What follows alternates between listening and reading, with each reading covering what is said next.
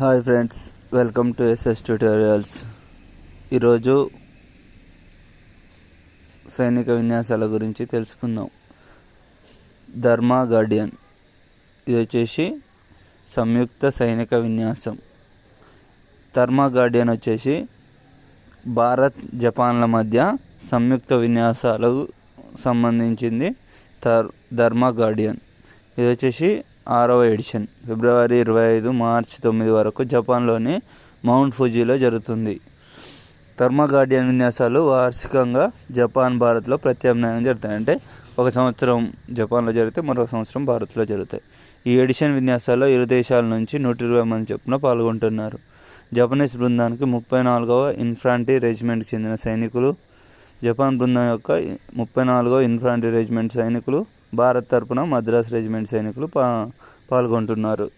దీని యొక్క లక్ష్యాలు వచ్చేసి ఇరు దేశాల మధ్య సైనిక సహకారాలు పెంపొందించుకోవడం కోసమనే ఈ విన్యాసం జరుపుతున్నారు.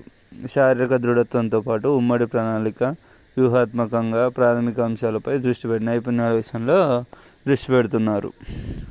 అదేవిధంగా ఆత్మనిర్భర్ భారత్లో భాగంగా భారత్లో పెరుగుతున్న రక్షణ పారిశ్రామిక సామర్థ్యాన్ని ప్రదర్శించే ఆయుధ సామగ్రిని ప్రదర్శించనున్నారు. ధర్మా గార్డియన్ విన్యాసాలు ఇరు దేశాల యొక్క సైనిక వ్యూహాలు, సాంకేతికత, వ్యూహాత్మక విధానాలు ఒకరికొకరు సహకారం అందించుకుంటారు.